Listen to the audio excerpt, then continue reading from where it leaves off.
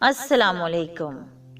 मेरे चैनल में खुश आमदीद। मेरे चैनल को सब्सक्राइब करें ताकि मेरी हर वीडियो आप तक पहुंच जाए।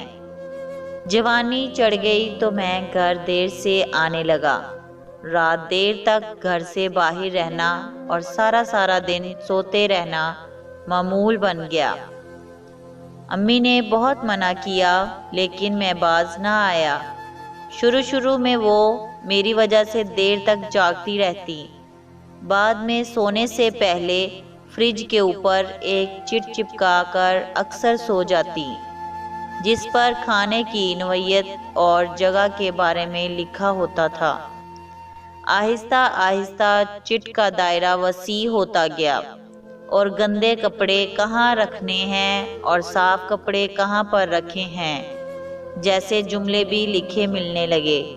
नीज़ ये भी कि आज फ़लाँ तारीख है और कल ये करना है, परसों फ़लाँ जगह जाना है, वगैरह वगैरह। ये सिलसिला काफ़ी अरसा तक जारी रहा। एक दिन मैं रात देर से आया, बहुत थका हुआ था। हस्बे मामूल फ्रिज पर चिट लगी हुई देखी, लेकिन बगैर पढ़े मैं सीधा बेड पर गया और सो गया।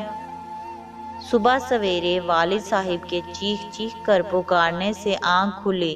अब्बू की आंखों में आंसू थे। उन्होंने ये अफसोसनाक खबर सुनाई कि बेटा तुम्हारी माँ अब इस दुनिया में नहीं रही।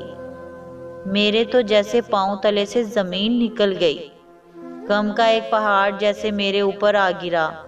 अभी तो मैंने अम्मी के लिए ये करना था, वो करना था। अभी तो मैं सुधरने वाला था। मैं तो अम्मी से कहने वाला था कि अब मैं रात देर से नहीं आया करूँगा। तदफीन वगैरह से फारिग होकर रात को जब मैं निढाल होकर बिस्तर पर दराज हुआ तो अचानक मुझे अम्मी की रात वाली चिट याद आ गई। फौरन गया और उतार कर ले आया। उस पर लिखा था, बेटा आज मेरी तबीयत कुछ ठीक नहीं है, मैं सोने जा रही हूँ। तुम जब रात को आओ तो मुझे जगा लेना, मुझे ज़रा अस्पताल तक ले जाना। ये थी हमारी आज की कहानी। मुझे उम्मीद है कि आपको बहुत पसंद आई होगी। प्लीज़ लाइक करें, कमेंट करें और अपने दोस्तों में ज़्यादा से ज़्यादा शेयर करें। Thank you.